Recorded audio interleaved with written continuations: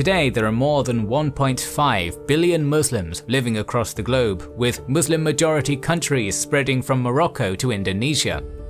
But just like virtually all other religions, Islam is not united and has branches interpreting the Quran and matters related to political events in the history of Islam in a different way. The two main denominations of Islam are Sunnism and Shiism, with Sunnis making up 85 to 90% of the Muslim population. But how did the split in the Muslim world happen?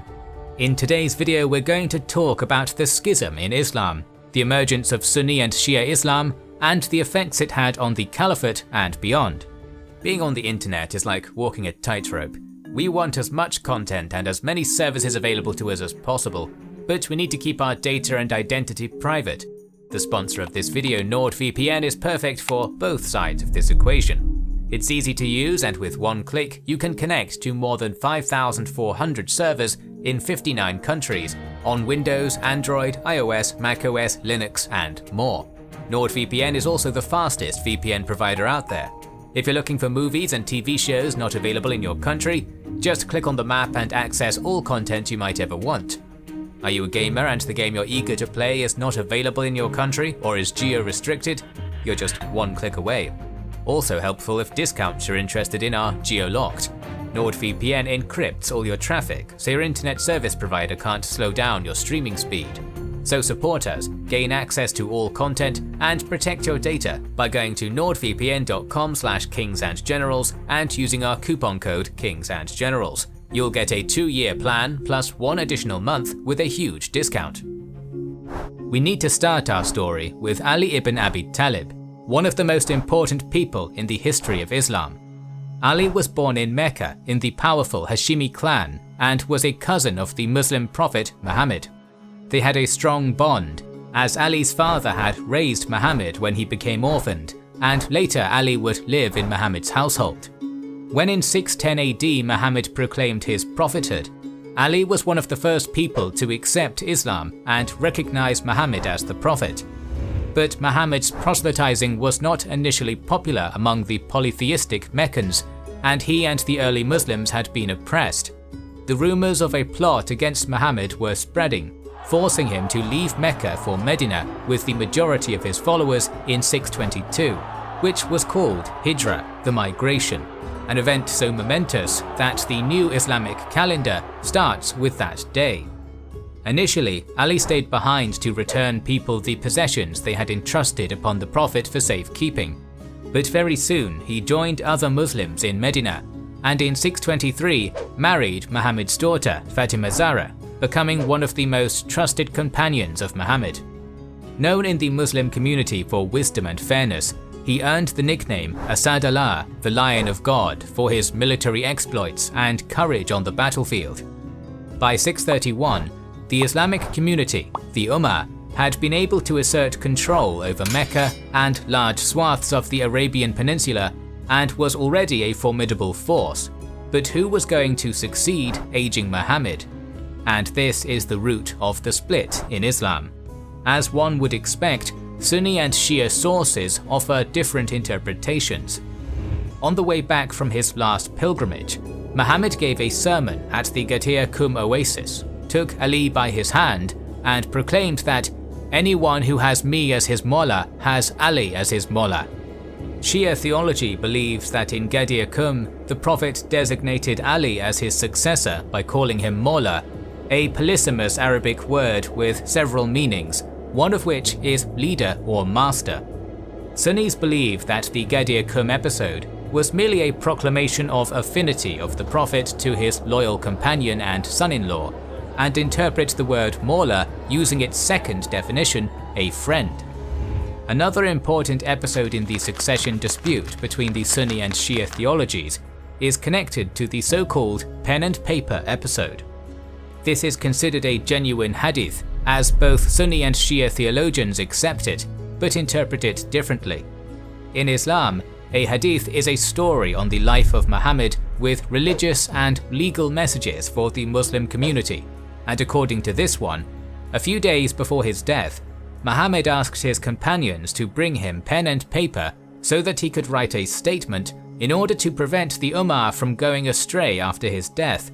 But one of Muhammad's closest companions, Umar, said, "The Prophet is seriously ill, and we have got Allah's book with us, and that is sufficient for us." This led to a loud dispute in the room in the presence of Muhammad, who got unhappy and called everyone to leave. It is still unclear what the Prophet wanted to write. Shias claim that he intended to designate Ali as his successor, but there's no way to determine this. According to Sunnis, the Prophet did not explicitly designate a successor and left it for the Islamic community to decide. There are other events which Sunnis and Shia base their claims on regarding the succession, but in short, following Muhammad's death in 632, the Ummah did not have a consensus on a new leader. While Ali took charge of the arrangements of the funeral, a meeting to decide the successor took place in Medina. Ali and two other prominent companions of the Prophet, Abu Bakr and Umar, were not present, and deliberations took place without them. In fact, the majority of those present were the Muslims residing in Medina, who welcomed Muhammad or were converted later, while very few of those who went on a hijrah from Mecca to Medina with Muhammad were there. Abu Bakr and Umar rushed to the meeting and took charge of the process in Ali's absence. The former was one of the first converts to Islam, Muhammad's father-in-law through his daughter Aisha. Deeply respected by modern Sunnis, he was very rich and contributed a lot to the cause of Islam and was arguably one of the main contenders for leadership. Umar was also a close companion of Muhammad, also his father-in-law through his daughter Hafsa, known for his zealous protection of the Prophet. He is known as a just, intelligent and wise person in the Sunni tradition. After a heated debate, Umar was able to persuade those present to choose Abu Bakr as the successor, the Caliph, a ruler of the Muslim Ummah. Ali was later presented with the fact of succession and, along with a number of other companions, initially refused to accept the decision as it was taken without him, while he was one of the strongest candidates. Umar embarked on the process of persuading or forcing the companions to offer fealty to Abu Bakr. He personally came to Ali's house to persuade him.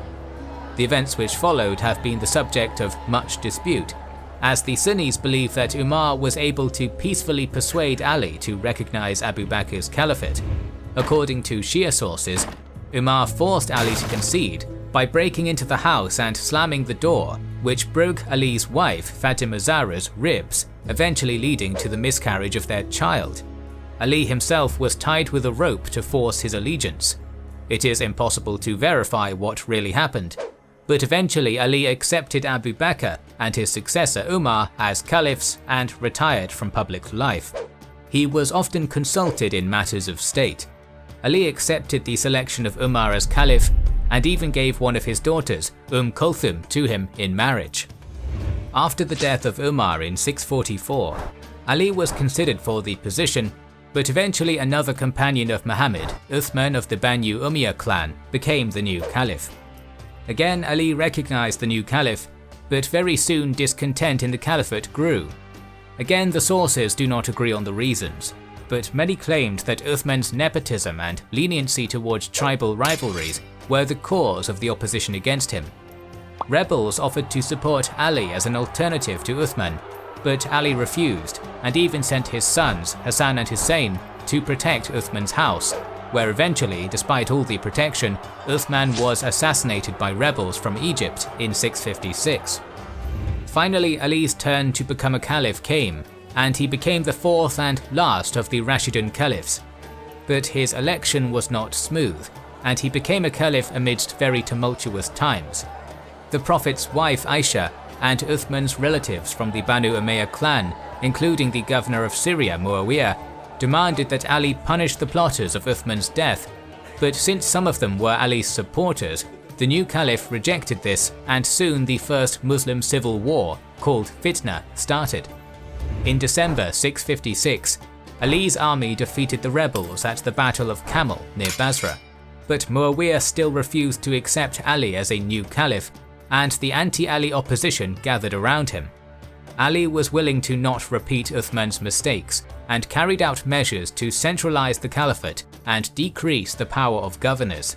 The two men assembled their armies and confronted each other at Siffin on the Euphrates in 657. Neither side was keen to commit to a major battle, but after 3 months of occasional skirmishes, when serious fighting finally broke out, Muawiyah's followers called for an arbitration, apparently riding out with copies of the Quran on their lances to bring the conflict to a stop. Ali was forced to agree, but some of his followers objected and abandoned him. They became known as the Kharijis, from the Arabic verb kharaja, to leave, because they left Ali's army. According to the arbitration, which took place at Adrur in 658 or 659, it was ruled that both Ali and Muawiyah should relinquish their claims, and the Muslim Ummah should have a chance to choose their own ruler. Ali rejected this ruling, and the stalemate continued as Muawiyah's supporters proclaimed him a caliph in Damascus in 660. The following year, Ali was assassinated by the Kharijis while praying in the mosque at Kufa. Ali's son Hassan was proclaimed a new caliph in Kufa, which became the capital during Ali's short reign. But Muawiyah had a far stronger army. Thus Hassan stepped down as a caliph in order to avoid further bloodshed, and a treaty between the sides was signed. According to the treaty, Hassan accepted Muawiyah as a caliph under the condition that he would act in accordance with Islam. Muawiyah would not appoint a successor, and a new caliph should be elected by the Electoral Council, Shura. Muawiyah would abandon cursing Ali and persecuting Ali's family and supporters. But Muawiyah would not stay true to his pledges, and towards the end of his reign, he designated his son Yazid as a successor. This would be breaking off the tradition of the Islamic Caliphate as a state, which elected its leader through consultation or election, to a monarchy. Muawiyah summoned the Shura in Damascus, the new capital of the Caliphate, and through persuasion and bribery was able to secure support for Yazid. This development caused significant opposition in different quarters, and this opposition started gathering around Muhammad's grandson and Ali's son Hussein, who replaced Hassan, who passed away in 670, as the leader. Despite the opposition, Muawiyah was able to secure the support of Mecca and Medina for Yazid. Ali's capital Kufa was the potential stronghold of the opposition, and the death of Muawiyah in 680 put events which would further divide the Islamic world into action.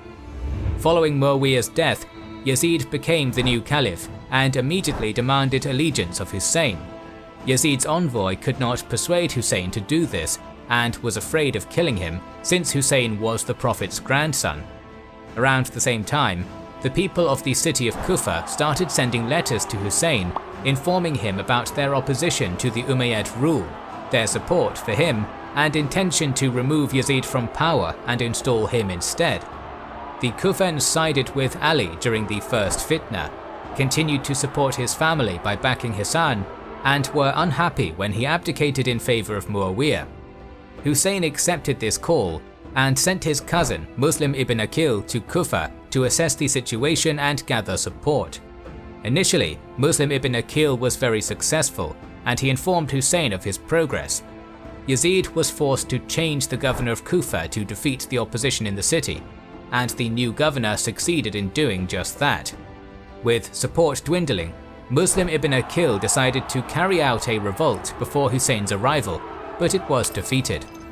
Hussein did not know about this, and in September of 680 started his journey towards Kufa with around 50 men and his family members. On the way, Hussein received information about the death of Muslim ibn Aqil and the defeat of the revolt in Kufa.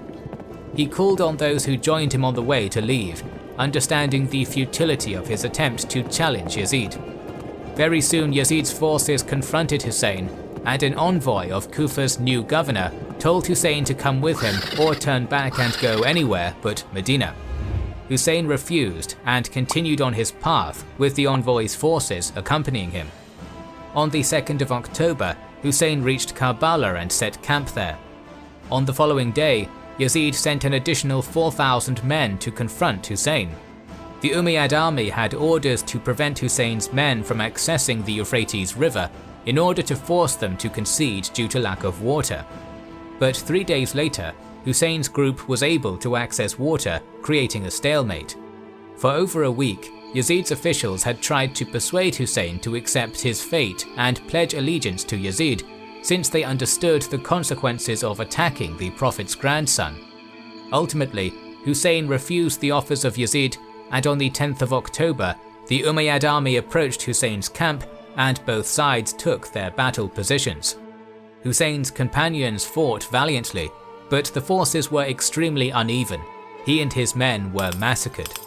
This included 7 sons of Ali, including Hussein himself, 2 of Hussein's sons, 3 sons of his brother Hassan, and the other grandchildren of Ali. Many from the Prophet's family were killed. This was a final straw, completing the schism in the Islamic world and dividing it into Sunni and Shia. The process, which started with the dispute over succession to Muhammad and continued with the killing of Ali and Hussein, caused the split of Islam, with Shi'at Ali, Ali's party, first becoming a political movement within Islam and later transforming into a branch of Islam, offering alternative interpretation of the Quran and Hadiths, its own view on Islamic jurisprudence, on state and some religious practices, venerating the people of the house, Al-Bayt, Muhammad's direct descendants, as his righteous successors. The Sunni, also known as the people of the Sunnah and the community, Al-Sunnah wa al-Jama, remained the majority in Islam, and although naturally there has been some transformation in Sunni Islam in comparison with early Islam, coming with new times and different interpretations of holy texts by Sunni scholars, the main distinctions between the 2 largest branches of Islam go back to the events we have described above. And while Sunni theology respects the Al-Bayt as well, it rejects the premise that the Islamic Ummah should be ruled by the Al-Bayt. The killing of Ali, the massacre of Hussein, his family members and companions, strengthened the sense of injustice against the Prophet's family among the Shia Muslims, and turned martyrdom into one of its main pillars. Ali's martyrdom during the prayer, Hussein's martyrdom during the struggle against the perceived tyrant and usurper, turned into a powerful symbol of Shia Islam. The first month of the Muslim calendar, Muharram, is the annual period of mourning for the Shia Muslims, with the 10th of Muharram, known as Ashura, the day of the Battle of Karbala, becoming the peak day of mourning ceremonies.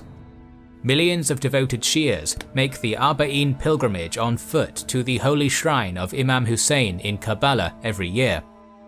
The Shia defeat in the Battle of Karbala did not stop the supporters of the Al-Bayt from opposing the existing state of affairs in the Islamic world.